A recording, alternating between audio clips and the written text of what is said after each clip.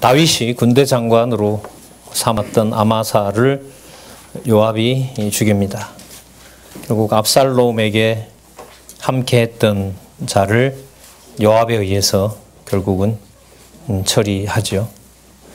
그리고 아마사의 시체를 본 백성들이 요압을 더 따를 수밖에 없겠죠. 자, 11절에 보시면 요압의 소년 중 하나가 아마사 곁에 서서, 그 죽은 아마사 곁에 서서 사람들 보고 그러겠죠. 아마사가 이제 죽었으니까 요압을 좋아하는 자와 다윗을 위하는 자는 누구를 따르라? 요압을 따르라 라고 얘기를 합니다. 어떻게 보면 여기서 뭐 그렇게까지 볼 필요가 있냐 싶겠지만 다윗 왕을 따르는 자는 따르라 이러는데 일단 요압 이름을 거론을 하는 걸로 봐서 요압의 세력을 좀 또 짐작할 수가 있습니다. 그리고 아마사의 시체를 치웁니다. 13절에 보시면 아마사를 큰 길에서 옮겨가매 사람들이 다 요압을 따라 브그리의 아들 세바를 쫓아가니라. 일단 아마사, 반역에 가담했던 아마사를 일단 또 죽입니다. 다윗의 발행과 상관없이요. 자, 그 다음에 이제 한 무리, 이스라엘의 한 반을 또 데리고 있고 많은 무리가 따르는 세바를 처리합니다. 자, 반역자들을 죽이는 일이죠. 계속됩니다. 14장 1절에 요압이 아니고요, 세바가 이렇게 나옵니다. 세압으로 고치시기 바랍니다. 그 번역상에 오류가 있는 부분이죠. 대부분 다 세바로 그렇게. 14장 1절에 요압이 아니고요, 세바입니다. 세바. 예, 세바가 이렇게. 세바가 여기 본문에도 그렇게 해놨고요. 이스라엘 모든 지파 가운데 두루 행하여 아벨과 벳마아가와 벨임 온 땅에 이르니 무리들이 다 저를 따라갑니다. 자, 벳마아가 아벨이라는데 가서 요압의 군대들이 세바가 들어갔던 성을 포위해버립니다. 그런데 16절에 보면 그 성에 지혜로운 여인 하나가 나와서 요압을 복귀를 원합니다.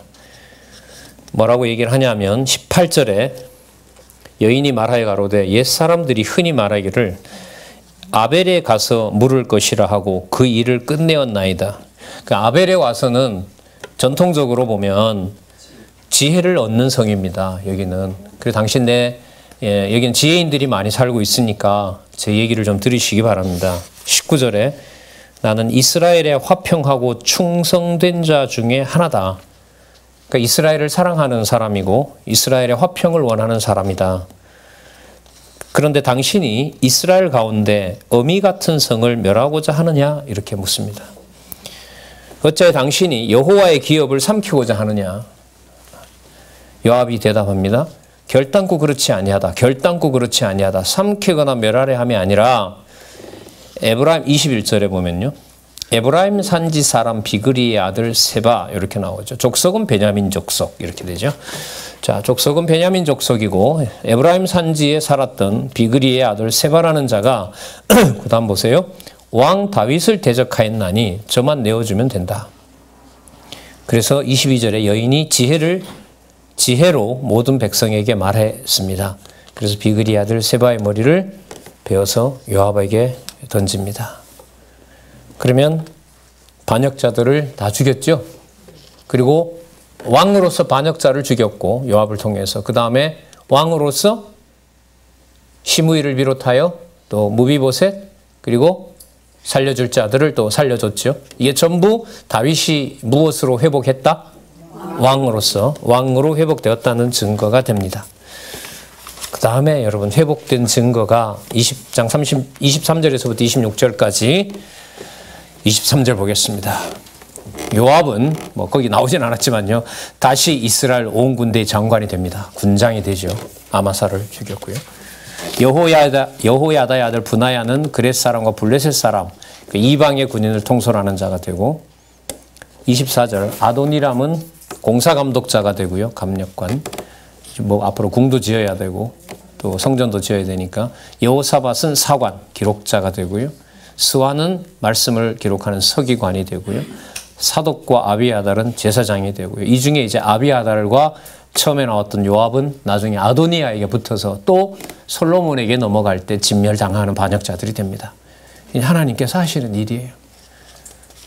그러니까 뭐 오늘 인간적으로 말하면 오늘 안전한 게 없는 거죠. 오늘 뭐 3년 따라다녀도 오늘 밤 되면 예수님 팔자는 팔아야 되는 겁니다. 그게 사람의 일로 생각이 안 되는 거죠. 어떻게 세상에 저런 일이, 그렇죠. 세상엔 어떻게 그런 일이 벌어집니까? 그러나 여기 보시면 아시겠지만 다윗으로 하여금 왕국의 왕으로 다시 세워주고 회복하고 보호했을 때는 누가 주어로 선명해지게 하죠? 여호와께서. 그게 이제 그 다음에 찬송하는 내용에 가면 나옵니다.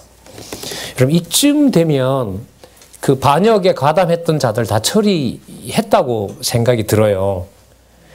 그런데 여기서 굳이 건들지도 않아도 될 반역자들을 또 한 번 칩니다. 그게 21장에 나와요, 이게.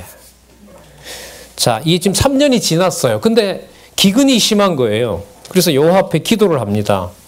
그랬더니 여호와께서 21장 그 중간에 보면 여호와께서 가라사대 이는 사울과 그 피 흘린 집을 인함이라. 제가 기브온 사람을 죽였다. 이렇게 얘기를 합니다. 여러분, 사울은 사울대로 범죄했고 다 징벌 받았잖아요. 맞죠?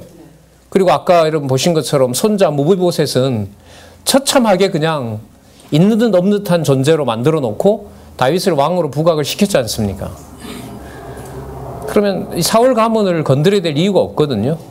그리고 잘 우리가 앞에서 살펴봤지만 원수 갚는 것을 여호와께 있다는 걸로 이제 다윗에게 믿어지게 하시고 원수를 갚으면서 사울 집안을 이제 멸하지만은 다윗은 거기에 대해서 인간적으로 끌리잖아요. 그죠? 보호해주고 싶고 뭐 이렇게 해주고 싶은데 그게 다윗 마음대로 안 됩니다. 21장도요. 다윗이 원하지 않는 원수를 여호와께서 요즘 우리 세상 말로 말하면 발본색원하는 거예요. 진짜 이렇게까지 해야 되나라는 이 의문이 들 정도인데 한번 보자고요. 기근이 들었어요. 왜 그러냐고 하니까 아까 기브온 사람을 죽였는데 여러분 기브온 사람은 여러분 한 400년 전까지 거슬러 올라갑니다. 여호수아가 그 가나안 땅을 점령할 때 기브온 거민이 와서 속여서 자기네들이 면하면서 뭐가 됩니까? 물 깃는 거, 나무 패는 거, 종이 된다고 하잖아요.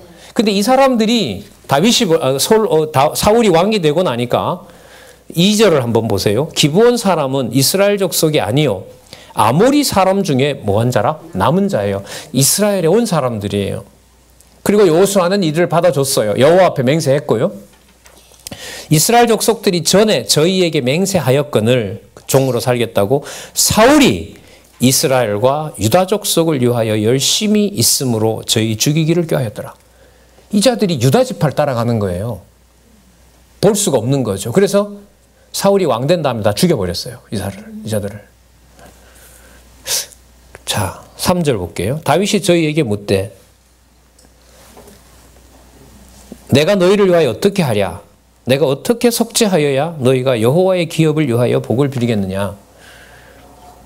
기브온 사람이 대답하되 사울과 그 집과 우리 사이의 일은 은금에 있지 아니하오나 이스라엘 가운데서 사람을 죽이는 일은 우리에게 있지 않습니다.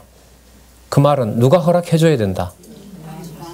여러분 다윗 입장에서는 굳이 이 일까지 허락하고 싶을 마음이 없죠. 그리고 이 맥락을 보더라도 이걸 안 죽여도 다윗이 뭐 되는 데는 상관이 없어요. 근데 이게 다윗 마음대로 안 되는 거예요. 잘 한번 보시기 바랍니다. 아주 미묘하게 여러분 여호와를 깨달아갈 수 있는 좋은 텍스트들이에요. 진짜 이런 텍스트는 이스라엘 가운데 왕이 가로되 너희 말하는 대로 시행하라. 5절 저희가 왕께 고하되 우리를 학살하였고 또 우리를 멸하여 이스라엘 경내에 머물지 못하게 하려고 모해한 사람의 자손 7 사울 자손 7을 내달라. 여호와의 빼신 사울의 고을 기브아에서 우리가 저희를 여호와 앞에서 목매어 달겠나이다. 왕이 가로되 내가 내어 주리라. 그 여호와께서 이 일을 시작하셨기 때문에 기브아 사람들과 이스라엘 족속의 왕이었던 사울 왕이 언약을 어긴 거잖아요. 계약을 어긴 거란 말이죠. 그럼 하나님 앞에서 여호수아는 언약을 맺었는데 그걸 파기를 했으니까 여호와의 뭘 받아야 돼요? 징계를 받아야 되죠.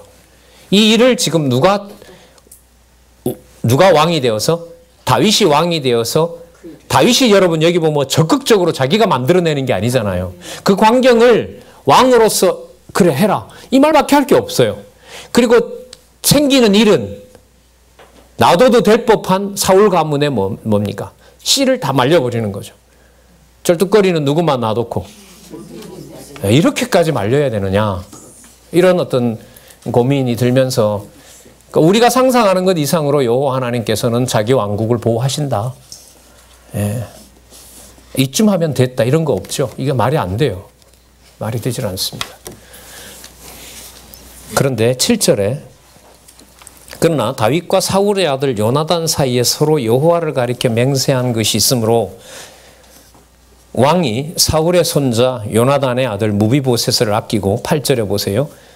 아야의 딸 리스바에게서 난 자 곧 사울의 두 아들 알모니와 무비보셋. 여러분 이 무비보셋은 다리 아픈 무비보셋이 아닙니다. 다른 무비보셋입니다. 여러분 8명 달라 이랬으면 무비보셋도 내놔야 돼요. 안 그래요? 뭐 8 달라 그러면 내놔야죠. 무비보셋도. 무비보셋과 사울의 딸 메랍에게서 난 자가 5명이 있었어요. 무홀라 사람 바르실레. 여러분 이 바르실레는 아까 그 할아버지 바르실레가 아닙니다. 이 사람은 무홀라 사람 바르실레고요. 아까 19장 32절 되는 유사한 이름들이 많이 나오죠. 길르앗 사람 바르실레고요. 바르실레 다릅니다. 무홀라 사람 그래 다 밝혀놓잖아요. 무홀라 사람 바르실레의 아들 아리엘의 5 아들을 잡고 저희를 기브온 사람의 손에 붙이니 기브온 사람이 저희를 산 위에서 여호와 앞에 목매어 달매. 여호와의 언약을 어긴 것에 대해서 여호와 앞에서 목을 달아 맵습니다. 저 7 사람이 함께 죽으니 죽은 때는 곡식 베는 처음 날 곧 보리배기 시작하는 때더라. 아마 오순절쯤 된 것 같아요. 오순절이 이게 보리배고 이제 밀이 시작되고 막 이렇게 되는 날이 겹치는 때거든요. 자, 그 두 아들의 어미인 아야가 굵은 배를 가져다가 자기를 위하여 반석 위에 펴고 곡식 베기 시작할 때부터 하늘에서 비가 시체에 쏟아지기까지 그 시체에 낮에는 공중의 새가 앉지 못하게 하고 밤에는 들짐승이 먹지 못하게 한 겁니다. 참 이상한 내용까지 다 나오죠.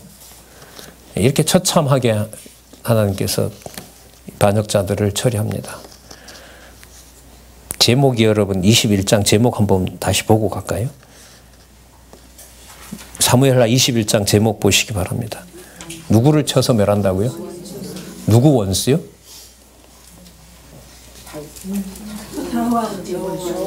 1차적으로는 기브온 사람들의 원수죠. 근데 기브온 사람들은 누구한테 와서 허락을 받았어요? 다윗에게 받았죠. 그럼 결국은 누구 원수가 돼요? 아니요. 기브온 사람들이 원수를 갚은 거잖아요. 자기네들을 죽였던 사울 가문을 죽인 거 아니에요. 기브온 사람들은 마음대로 죽일 수가 있어요? 다윗 왕이 허락해 줘야 돼요? 딱 그렇다면 원수는 누구를 통하여 처리한 게 돼요? 다윗의 원수를 기브온 사람을 통해서 죽인 게 돼요. 다윗이 원하는 바가 아닐 수도 있어요. 아니다고 나오진 않았으니까. 굳이 이 내용이 없어도 21장을 빼더라도 22장부터 시작하는 다윗 왕 찬송하는데 아무런 지장이 없어요. 그래서 21장 읽다 보면 막 좀 답답해져요. 이렇게까지 뽑아내야 되나? 예, 이런 생각이 들 정도로. 그러니까 여호와 계시라는 말이 우리의 어떤 생각과 상식으로 이렇게 연결되는 게 아니라는 거죠. 자, 다윗의 처사를 한번 보자고요. 하나님께서 어떻게 하게 하는지. 다윗이 이 소식을 들었어요. 11절에. 이에 아야의 딸 사울의 첩 리스바에 행한 일이 다윗에게 들림에, 다윗의 사울의 첩이었네요. 다윗이 가서 여러분 보세요. 그 7을 거두어야지. 거기가 여러분 사울의도 죽고 요나단의 뼈도 있었던가 봐요. 다윗이 가서 사울의 뼈와 아들 요나단의 뼈를 길르앗 야베스 사람에게서 취합니다. 이상한 내용이 나와요. 다윗이 여러분 어디로 가야 되냐면 기브아에 가서 7명의 시체를 거두었더라 이러면 되는데, 다윗이 지금 하는 걸 보면 누구 뼈와 누구 뼈? 사울뼈와 길르앗 야베셀의 뼈를 취해요. 그러니까 그 여인이 하는 걸 보고 그 사울의 첩 리스바가 하는 걸 보고 다윗이 뭔가 생각이 난 거겠죠. 생각나게 했겠죠. 사울의 뼈와 요나단의 뼈가 어떻게 된 거지? 다시 이제 복귀를 했으니까 그걸 자기가 처리를 안 했다는 기억이 난가 봐요. 그 뼈를 가져다가 장사를 합니다. 13절에 다윗이 그곳에서 사울의 뼈와 그 아들 요나단의 뼈를 가지고 올라오매 사람들이 그 달려 죽은 자들의 뼈를 거두어다가 사울과 그 아들 요나단의 뼈와 함께 베냐민 땅 셀라에서 그 아비 기스의 묘에 장사하되, 열조들의 묘인가 봐요. 모두 왕의 명대로 쫓아 행하니라. 그 후에야 하나님이 그 땅을 위하여 기도를 들으시니라. 나오지는 않았지만 사울의 죽었던 이 자들을 뭐 해도 되는 거죠? 처리해도 되는 거겠죠. 자, 그러면 여러분 다윗이 여기서 이 재밌는 일이 벌어져요. 잘 보세요. 그 기브온 사람들에게 맡겨서 죽였잖아요. 누가 허락한 거죠? 다윗이 허락한 거죠. 왜 허락을 했냐 하면 언약을 어긴 반역자들이니까. 왕으로서 똑바로 통치를 한 겁니다. 판단을 내려서. 그런데 여기에서 만약에 다윗이 그 7명의 시체를 거둬버리면 자기가 한 일이 뭐가 돼요? 틀렸다는 걸 증명하게 되는 거죠. 반역자의 뼈를 거뒀으니까. 근데 여기서 다윗이 누구의 뼈를? 사울의 뼈와 요나단의 뼈를 거두어버리고요. 그리고 다른 자들은 자기가 마음대로 할 수 있도록 해주게 되는 거죠. 뭐 뼈 거뒀다는 얘기는 없습니다만은 베냐민 땅 셀라에서 그 아비 기스의 장사하도록 모두 왕의 명대로 쫓아 행하니라. 어쨌든 여호와께서 원수를 치게 하시는 일을 여기서 볼 수가 있습니다. 중요한 사실은 다윗의 손에 뭘 묻히지 않게 해요. 기억이 혹시 나실는지 몰라도 나발의 아내 아비가일의 기도에 보면 앞으로 당신이 흘리는 피는 부정한 피가 하나도 없다. 피 흘리는 게 당신에게는 그게 죄가 안 된다는 얘기잖아요. 그걸 다 여호와께서 의롭게 보고 계신다. 이런 말을 아비가일이 하거든요. 그리고 여기에 보면 여호와께서 원수를 쳐서 멸하시는데 누가 하세요? 다윗의 손에 다윗이 왕이라고 마음대로 못하게 하죠. 반대로 사울 왕은 어떻게 해요? 자기 욕심대로 자기가 다 죽이도록 악신을 부리게 되고 부려서 여호와께서 그렇게 하게 하죠. 그러니까 죽이는 목숨이 또 죽이는 자가 하나님이 보실 때 달라요. 이게 다릅니다. 그러니까 누구도 누구처럼 이런 말이 이 성경에서는 참 조심해야 될 부분이라는 생각을 다시 한번 하게 됩니다. 하나님이 그 땅을 위하여 기도를 들으시니라. 하나님 다 처리가 됐습니다. 그러면 다윗이 왕 될 때부터 지금까지 누가 원하시는 대로 흘러왔습니까? 여호와께서. 그 찬송을 이제 부르는 내용이 뒤에 가면 나오는데요. 그 전에 블레셋 사람들이 쳐들어옵니다. 여러분 21장 15절부터 22절까지에 보면 다윗의 그 장군들의 이름들이 나오고요. 자, 이렇게 한번 보도록 할게요. 여기에 보면 다윗이 죽을 뻔했어요. 전쟁터에서. 21장 15절에 보면 블레셋 사람이 다시 이스라엘을 치거늘 다윗이 그 신복들과 함께 내려가서 블레셋 사람과 싸우더니 다윗이 피곤함에 장대한 자, 거인이라는 말이죠. 거인족의 아들 중에 300세겔 중 되는 노창을 들고, 이건 뭐 몇 킬로, 수십 킬로 창을 들었으니까요. 괴물인가 봐요. 세 칼을 찬 이스비브노비 다윗을 죽이려 하며 스루의 아들 아비새가 다윗을 도와 그 블레셋 사람을 쳐 죽였다. 이렇게 나옵니다. 그러면서 왕이여 전쟁터 나가지 마십시오. 이스라엘의 등불이 꺼지지 말게 하옵소서. 사무엘하 7장 16절. 이미 하나님께서 약속하신 부분입니다. 자, 뭐 그렇게 중요한 건 아닙니다. 확인을 좀 하죠. 16절에 장대한 자의 아들 중 이름이 뭐라 그랬죠? 이스비브노. 그 다음 2절에 보면 장대한 자의 아들 중에 삽. 그 다음 자 19절에 보면 또다시 블레셋 사람과 곱에서 전쟁할 때에 베들레헴 사람 야레오르김의 아들 엘하나니 가드 골리앗의 동생이 나왔네요. 라흠이. 아직까지 살아있어요. 이게 언제 일인데도 대적들이 살아있어요. 20절 가드에서 전쟁할 때 그곳에 키 큰 자 하나 손발이 막 24개 6, 4, 24 모두 24가락이 있는데 저도 장대한 자의 소생이라. 24절 저가 이스라엘 사람을 능욕함으로 다윗의 형 조카죠. 다윗의 조카 삼마의 아들 요나단이 저를 죽이니. 22절 이 네 사람 가드의 장대한 소생이 다윗의 손과 그 신복의 손에 다 죽었더라. 여러분 아까 기브온 사건 다음에 이게 무슨 진짜 신화 같은 이 내용 여기 이렇게 왜 나올까요?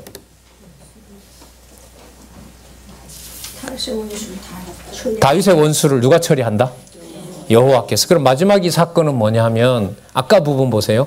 다윗이 손대기 싫은 어떤 놔둬도 될 법한 다 끝이 나버린 그 시체까지 수습 안 해도 되잖아요. 어쨌든 그 시체를 수습하는 게 뭐가 그렇게 중요하겠어요. 그런데 하나님께서 그 시체를 수습하게 하죠. 뭘 보여준 걸까요? 내가 약속한 대로 다 끝냈다. 봐라.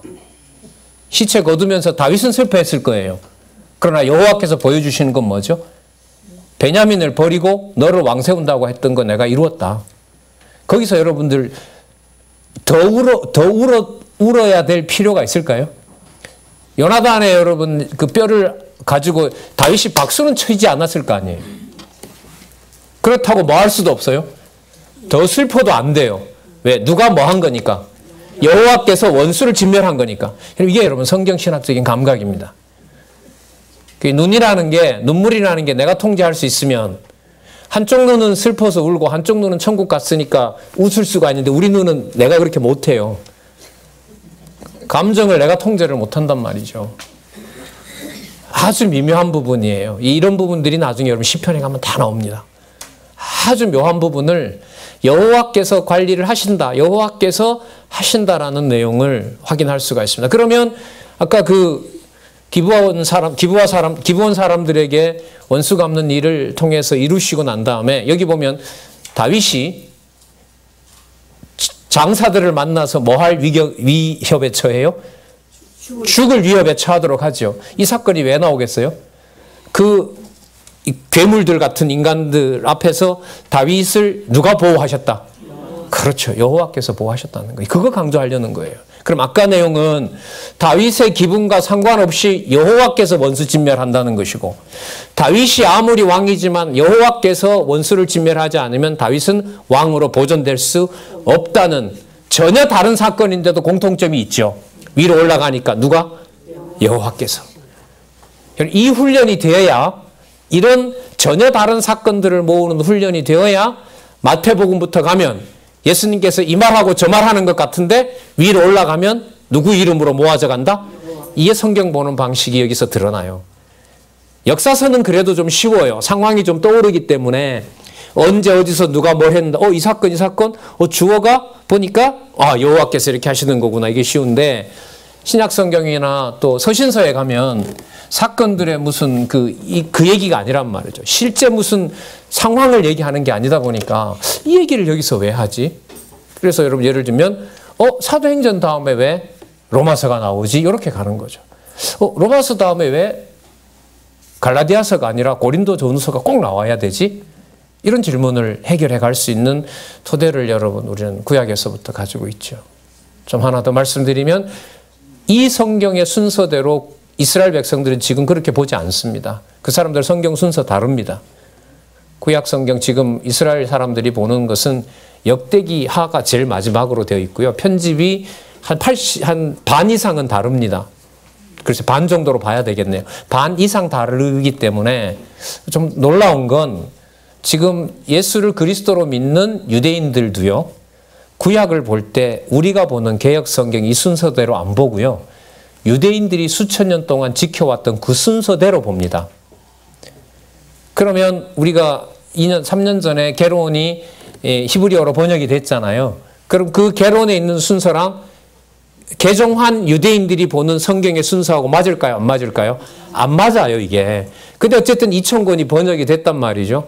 그래서 그 보고를 좀 들으려고 작년에 그 선교사님한테 물어봤더니까 전혀 아는 바가 없어서 또 하나님께서 또 뭔가 일을 벌리실 때까지 또 기다려야 되겠구나. 그런데 만약에 그 예수를 그리스도로 믿는 아직 1%도 안 되지만 그분들이 성경 개론을 놓고 수천 년 동안 순서대로 봐왔던 자신들이 봤던 구약 성경의 순서가 문제 있다라고 느끼는 일이 벌어지면 무서운 소리가 들렸는지 몰라도 기분 나빠서 아마 스스로 아마 자존심이 상해서 분통을 터뜨릴 사람이 한두 사람이 아니리라고 봅니다. 그 일이 지금 준비가 되고 있습니다. 자, 너무 멀리 갔네요. 그러나 자, 우리 순서 하나에 오늘 아주 중요한 부분이죠. 기브온 사람들을 다윗이 원하게 기꺼이 하는 것이 아니라 하나님께서 원수를 처리하시고 마지막 원수도 하나님께서 처리하신다는 걸 보여주기 위해서 괴물들 같은 인간, 거구들을 4명을 누가 처리한다? 여호와께서 처리하신 내용으로 나온다. 그러면 이제 22장부터 다윗이 찬송을 하게 되거든요. 그럼 누구 이름을 안 부를 수가 없을까요? 자기 기분과 상관없이 부르게 하는 거죠. 그럼 내 이해관계를 넘어서게 되는 거잖아요. 22장 1절부터 보겠습니다.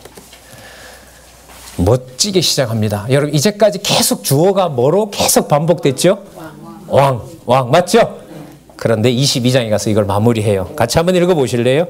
22장 1절에서부터 22장 1절 시작.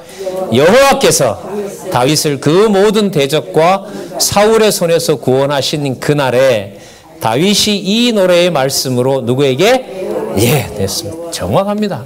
성경대로 안내하면 돼요. 때가 되면 누구 이름이 나온다? 때가 되면 여호와 이름이 나와요. 여러분 22장 1절에요. 여호와께서 다윗을 모든 대적의 손과 사울의 손에서 구원하신 그날에, 여러분 이게 사무엘 상하 다입니다.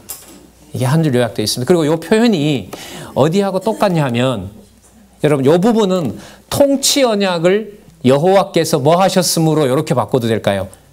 통치 언약 성취 섭리를 여호와께서 하셨으므로, 언약하신 대로 뭐 하셨으므로, 이루셨으므로, 이 표현이 여호수아 끝날 때, 여호수아는 무슨 내용이냐면 요단 서편 땅 정복으로 땅 언약을 마무리하는 내용이잖아요. 여호수아에게. 그래서 옆에다가 메모 하나 하셔도 됩니다.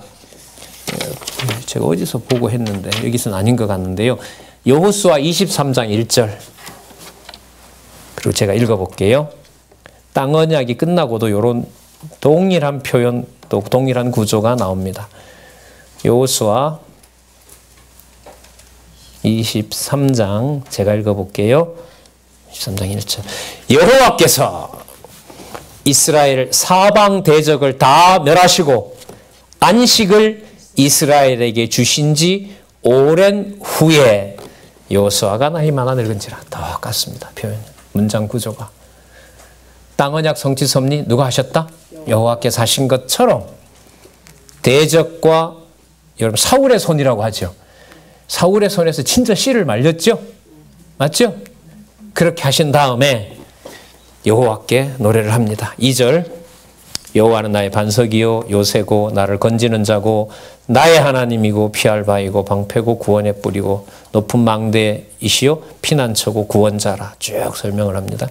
4절에 내가 찬송받으실. 여러분 이 내용은 다윗이 하는데 다윗이 하다가 보니까 내가라는 말이 여기는 많이 나와요.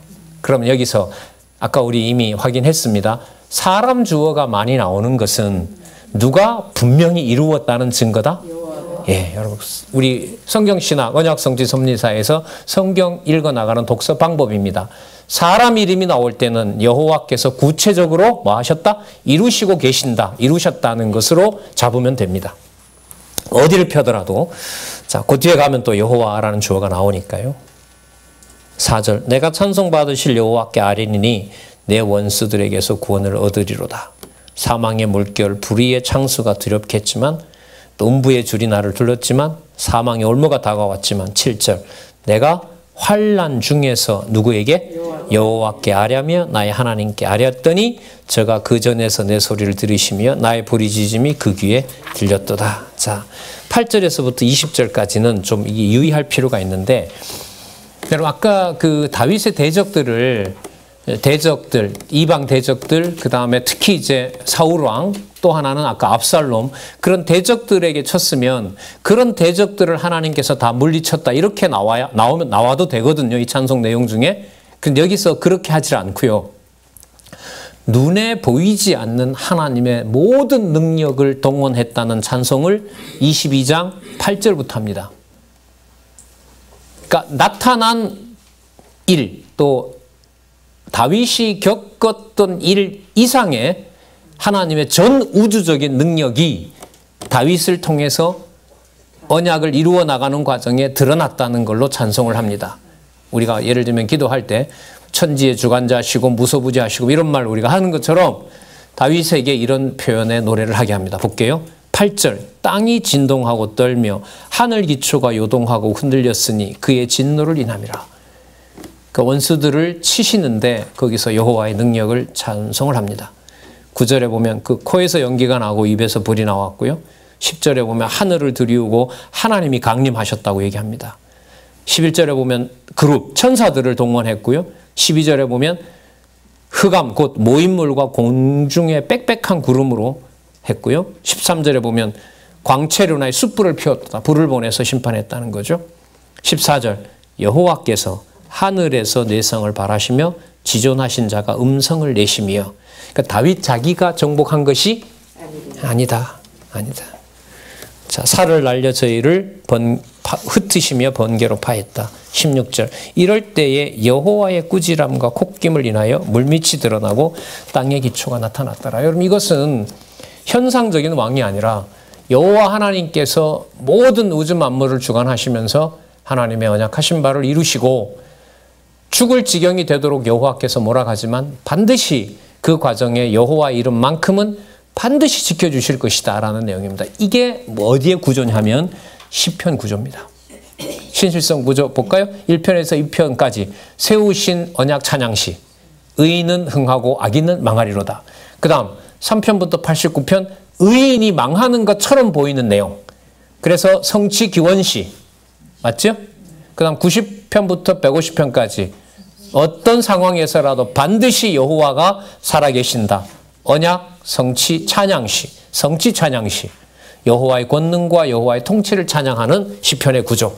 그 방대한 양의 구조가 여러분 사무엘 하에 나타난 22장에서 사실 나타나고 있습니다. 시편 150편을 대부분 다윗으로 하여금 하나님께서 기록하게 하셨는데 그 느낌 예를 들면 거기에 나타난 그 찬양의 내용들이 전부 역사적 배경을 가지고 있어요. 그게 대부분 어디에 나와 있죠? 열왕기 상하에 나와 있어요.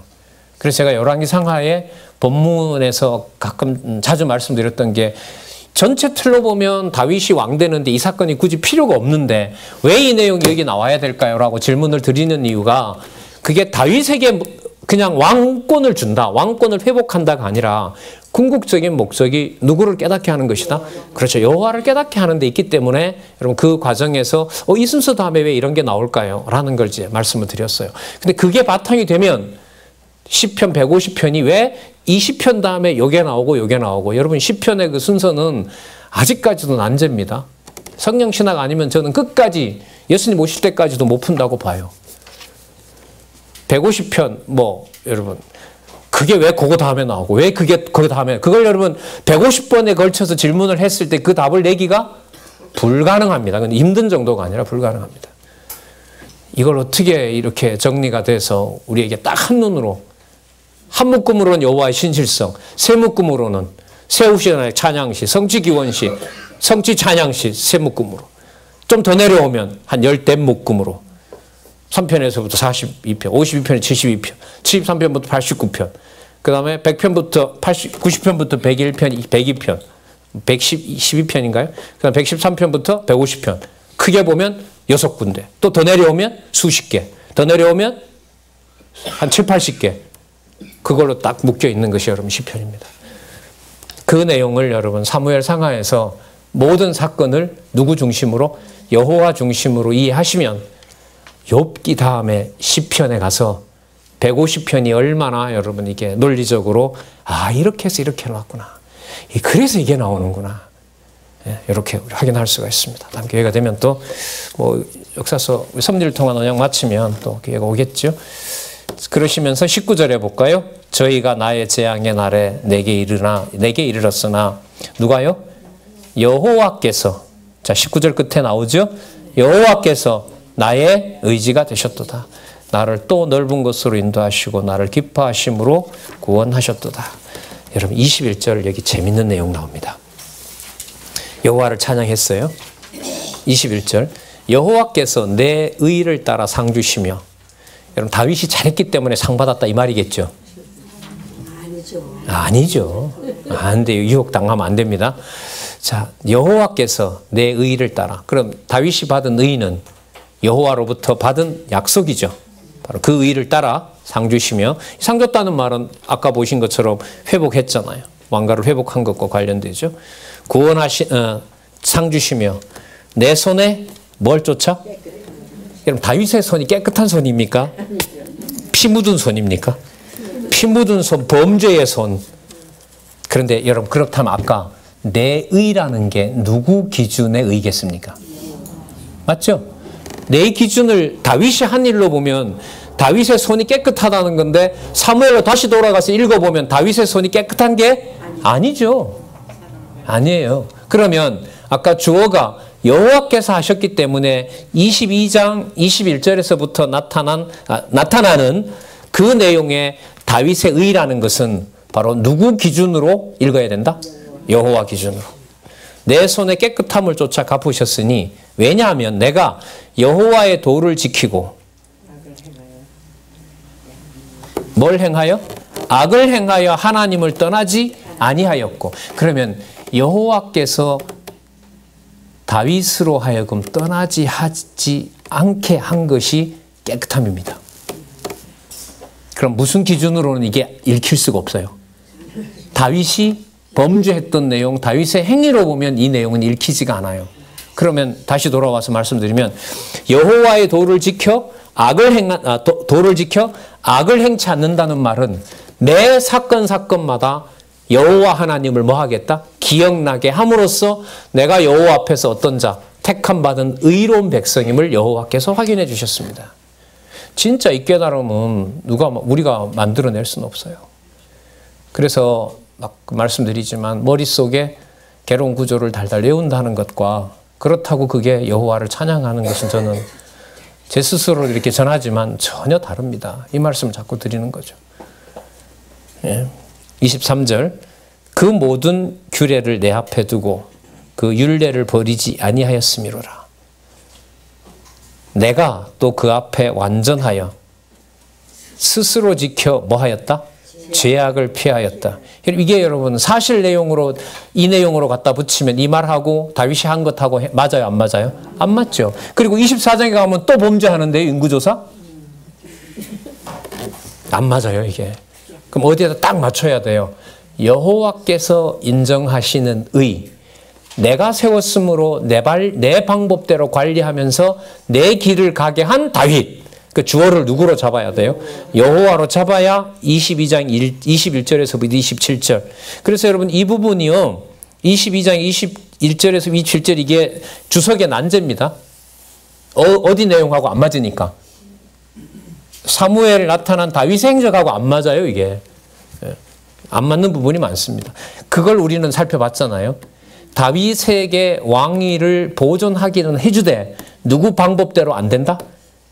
다윗의 방법대로 안 된다. 다윗이 손을 못 대게 한다. 그러므로 누구의 의를 이룬다? 여호와의 의를 이룬다. 그걸 우리가 계속해서 확인했던 겁니다.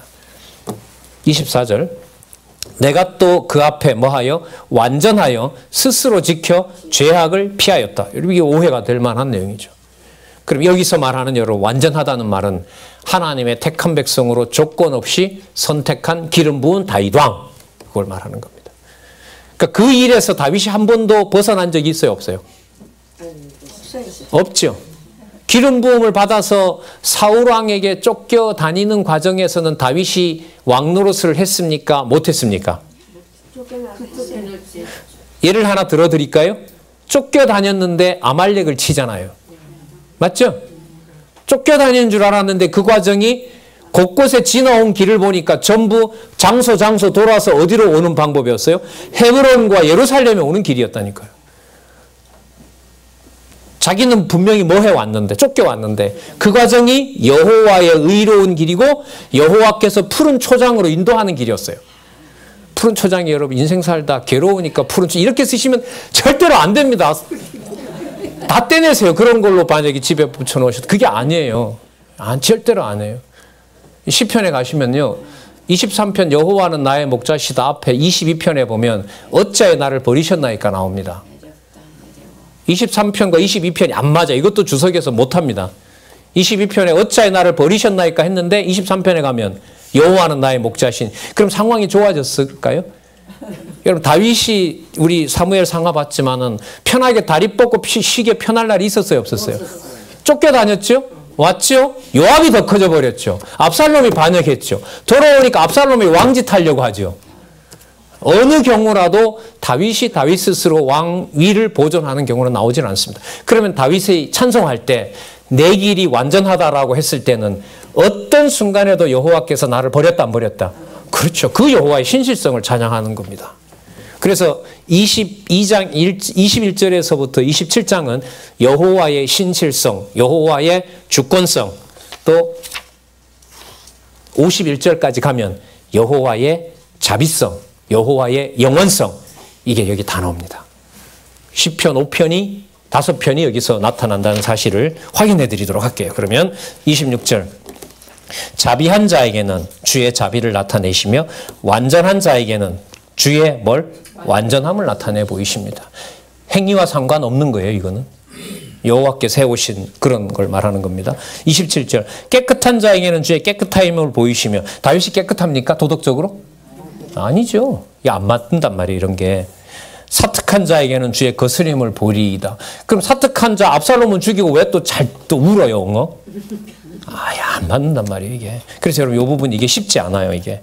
22장 21절에서 27절에 나타난 다윗이 완전하다, 깨끗하다, 순전하다라는 것은 다윗의 행위에도 불구하고 누가 약속을 지켜오셨다? 여호와께서 신실하시다라는 데 초점을 다 맞춰야 됩니다. 삐끗하면, 그렇지, 다윗이 어떻게 깨끗해? 그게 넘어가요. 이단들이 이런 걸 치고 들어오면 이제 대답할 수가 없죠. 전체 구조를 모르면. 28절 볼게요. 주께서 곤고한 백성은 구원하시고 교만한 자를 살피사 낮추시리이다. 29절 이 결론이에요. 읽어보실래요? 여호와여 주는 나의 등불이오니 여호와께서 나의 흑암을 밝히시리이다. 여러분, 흑암을 밝히려면 다윗의 뭘 끌어내야 돼요? 죄악을 끌어내야죠. 죄악을 끌어내야죠. 이것도 시편에 나옵니다. 시편에 가면 다윗의 유명한 기도 아시죠? 죄 중에서 잉태하였사오니. 그러니까 상황을 너무 어렵게 만드니까요. 내가 기름 부음 받았다는 것도 사실인지 아닌지 흐릿해지는 거예요. 그 속으로 의심을 할 거 아니에요? 기름 부어줬는데 날 왜 이렇게 죽이려고 하지? 그러면 여호와의 뭐가 사라져요? 신실성이 사라졌죠. 거기서 여호와께서는 더 몰아가는 거예요. 요 기도하게 하려고. 30절, 31절, 32절까지 한번 같이 읽어보겠습니다. 30, 31, 32절까지 시작. 내가 주를 의뢰하고 적군에 달리며 내 하나님을 의지하고 성벽을 뛰어넘나이다. 하나님의 도는 완전하고 여호와의 말씀은 정미하니 저는 자기에게 피하는 모든 자에게 방패시로다. 32절 여호와 외에 누가 하나님이며 우리 하나님 외에 누가 바이뇨. 자, 33절 더요. 하나님은 나의 견고한 요새이며 나를 온전한 곳으로 인도하시며 나의 발로 암사슴 발갛게 하시며 나를 나의 높은 곳에 세우시며 내 손을 가르쳐 싸우게 하시니 내 팔이 노화를 당겼도다. 자, 누가 하신 일이다? 여호와께서. 그러면 의롭고 바른 길은 어떤 상황이 되더라도 누가 살아계셔서 누가 하시는 일이다? 여호와께서 살아계셔서 여호와의 길로 인도하시는 도다. 내 영혼이 편안함을 누리로다. 예, 이렇게 연결되는 이 사무엘하 22장. 그래서 여기도 똑같은 말씀을 좀 또 드리는데요. 이 22장의 찬송 끝나고 사무엘은 끝나고 열왕기상 솔로몬으로 넘어가면 아주 잘 맞아요. 무슨 뜻이냐면 24장에 다윗이 범죄하는 내용이 안 나와도 통치 언약을 누구에게 이어준다? 솔로몬에게 이어준다는 것을 이해하는데 아무런 문제가 없어요. 진짜요. 24장 빼면 돼요. 요 찬양 했으니까 누구 확인했어요? 여호와 확인했잖아요. 그럼 가면 돼요.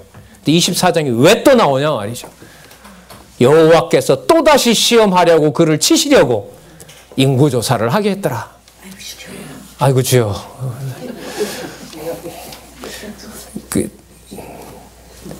저보다 한 세대 오래 사셔서 권사님 저렇게 말씀하시면 별로 살고 싶은 생각이 없어요. 30년 더 살아도 끝에 가서 이런 말 하니까. 권사님 말씀은 그거예요. 안 맞아요, 이게.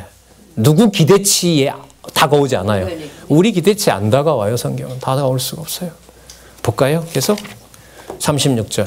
주께서 주의 구원의 방패를 내게 주시며 주의 온유함이 나를 크게 하셨나이다.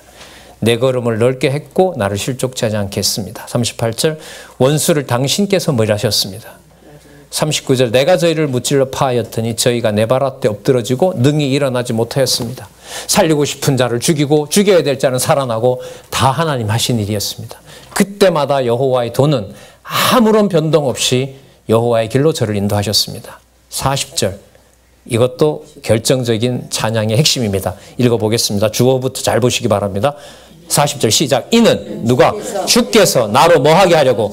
전쟁케 하려고 능력으로 내게 띠띠우사 일어나 나를 치는 자로 내게 뭐하게? 굴복케 하셨사오며 주께서 내 원수들로 등을 돌려 내게로 향하게 하시고 나를 미워하는 자를 끊어 버리게 하셨습니다. 그럼 결론 나왔죠. 누가 하게 하셨다.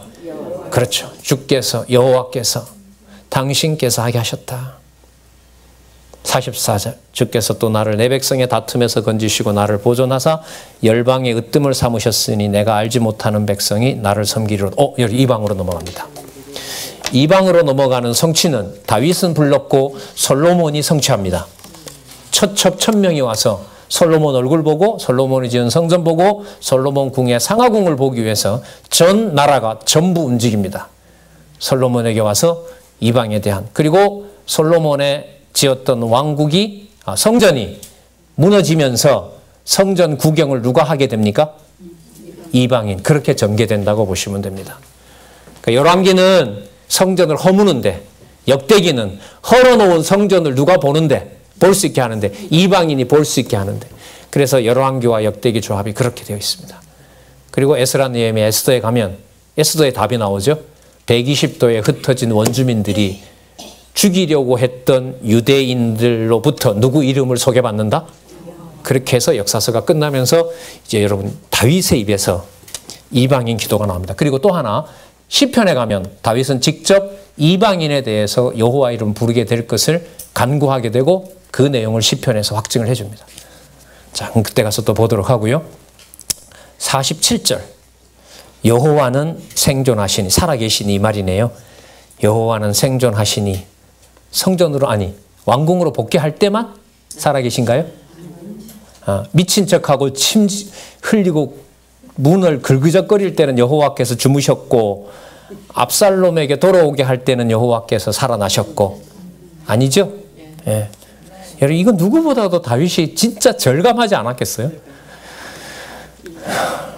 여호와는 생존하시니 나의 바위를 찬송하며 내 구원의 바위이신 하나님을 높일지로다. 이 하나님이 나를 위하여 보수하시고 민족들로 내게 복종케 하시며 나를 원수들에게서 나오게 하시며 나를 나를 대적하는 자 이외에 나를 드시고 나를 강포한 자에게서 뭐 하셨다?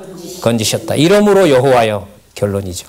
내가 열방 중에서 주께 감사하며 주의 이름을 찬양하리이다. 또 강조하죠. 누가? 51절 같이 한번 읽어보겠습니다. 시작. 여호와께서 그 왕에게 큰 구원을 주시며 기름 부음 받은 자에게 인자를 베푸시며 영원토록 다윗과 그 후손에게 하였더라. 영원한 언약을 세우셨다. 자, 제가 지금 질문을 드릴 테니까 하나씩 확인해 보시기 바랍니다. 신실성 이 51절에 들어있습니까? 있어요. 맞죠? 영원토록 다윗과 그 후손에게로다. 맞죠? 주권성 들어있습니까? 주권성 들어있어요? 있어요. 예. 그 왕에게 큰 구원을 주시며 기름 부음 받은 자에게 그 관리 누가 해오셨어요? 여호와께서 누구 방법으로? 여호와의 방법으로 주권성 들어가 있죠. 영원성 있습니까? 영원토록 나오죠. 자비성 있습니까? 인자를 베푸시며 5대 속성이 한 구절 속에 다 들어가 있습니다.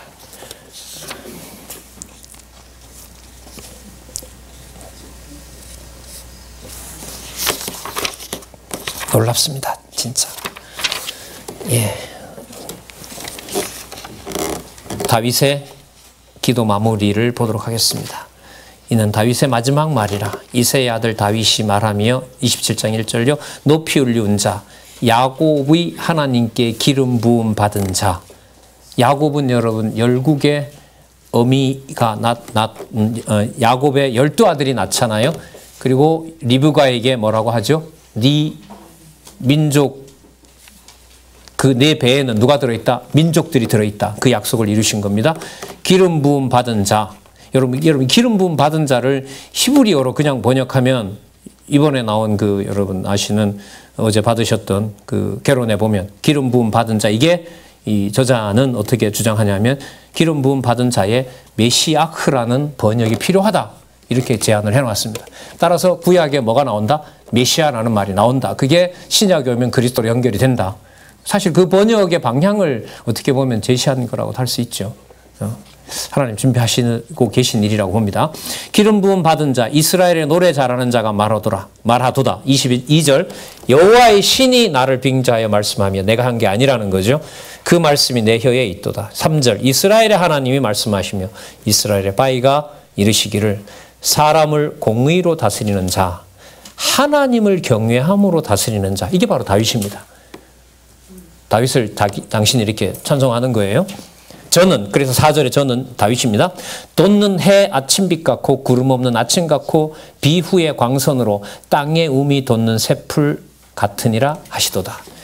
5절 내 집이 하나님 앞에 이같이 아니하냐. 하나님이 나로 더불어 영원한 언약을 세우사 만사에 구비하고 견고케 하셨으니 나의 모든 소원과 나의 모든 소원을 어찌 이루지 아니하시리라. 그러나 사악한 자는 다 내어 버리울 가시 같으니 이는 손으로 잡을 수 없음이로다. 그것들을 만지는 자는 철과 창자루를 가져야 하리니 그것들이 당장에 불사르리라. 여기 5절 6절 시편 1편 내용입니다. 악인은 흥하고 의인은 흥하고 악인은 망하리로다. 그리고 여러분 아까 죄송합니다. 준비해왔던 말씀 하나 안 드린 게 있는데 여러분 아까 부분에 지나온 부분에 보면 48절과 49절에 하게 하신다는 내용 많이 나오죠. 그죠? 그리고 지금 이 요절에 해당하는 5절에도 하게 하셨다는 거 나오죠. 거기다 메모 하나 하시기 바랍니다. 시편 119편 참조. 여기서 불려집니다. 이 내용들이. 온통 하게 하신다는 걸로.